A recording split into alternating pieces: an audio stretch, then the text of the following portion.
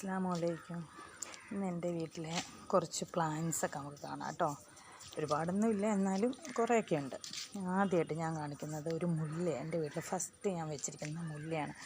കാരണം ഉണ്ടല്ലോ, എല്ലാവരും പറയും നമ്മൾ ഫസ്റ്റ് വീട്ടിൽ വയ്ക്കുമ്പോൾ ഒരു നല്ല വാസനയുള്ള നല്ല മണമുള്ള ഒരു പൂവുള്ള ചെടി വെക്കണമെന്ന്. അതുകൊണ്ട് ഞാൻ വെച്ചിരിക്കുന്നത് എൻ്റെ വീട്ടിൽ ഫസ്റ്റ് ചെടി മുല്ലയാണ് കേട്ടോ.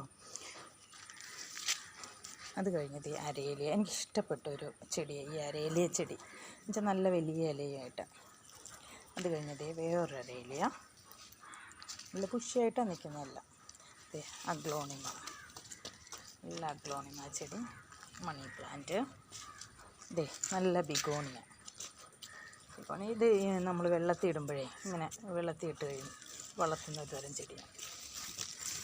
ഇത് കലാത്തിയ, ഇതൊരു തരം അഗ്ലോണിമ. ഇത് വേറൊരു തരം അഗ്ലോണിമ, നിറയെ ഉണ്ട്. പിന്നെ ഇത് വേറൊരു തരം അഗ്ലോണിമ. ഇത് കലാത്തിയയുടെ വേറൊരു, ഇതും കലാത്തിയ. ഇത് നല്ല വെൽവെറ്റ് പോലെ ഇരിക്കും. ഇതിൻ്റെ ലീഫൊക്കെ നല്ല വെൽവെറ്റ് പോലെ. ഇതും ഒരു തരം കലാത്തിയ. ഇത് വേറൊരു തരം കലാത്തിയ. ഇത് ചെറിയ ലീഫായിട്ട് വേറൊരു തരം കലാത്തിയ. ഇത് അലോക്കേഷ്യ എന്ന് പറയും. ഇത് നിറയെ ഉണ്ടായിരുന്നു, ഇതിപ്പം കുറേ പോയി മഴയൊക്കെ കാരണം.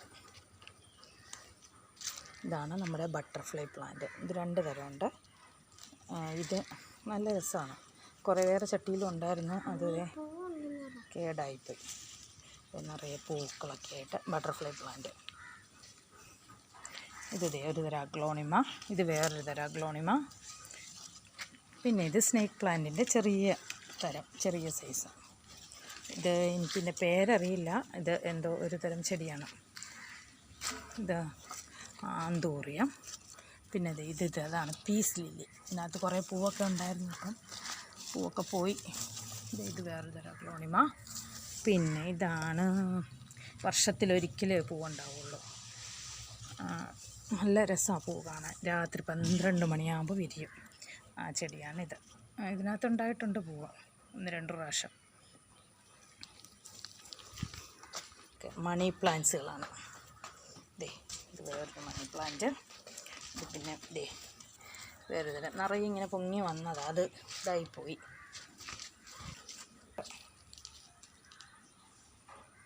ഇതാണ് CC പ്ലാന്റ്.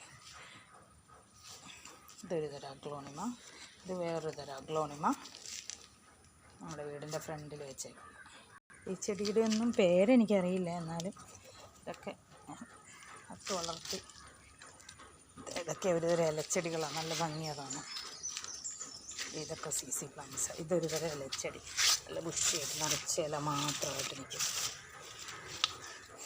ഇതൊക്കെ CC. ഇത് സ്നേക്ക് പ്ലാന്റിൻ്റെ വേറൊരു തരം. ഇതാണ് അഡീനിയ. പൊങ്ങിപ്പോയി, എന്നാലും ഇതൊക്കെ അഡീനിയ. ഇത് ബിഗോണിയയുടെ വേറൊരു മോഡലാണ്. ഇതൊക്കെ ഇലച്ചെടികളാണ്, നല്ല രസമാണ്. നല്ല ഇലച്ചെടിയായിട്ട് ബുഷിയായിട്ട് വരും. ആന്തൂറിയ.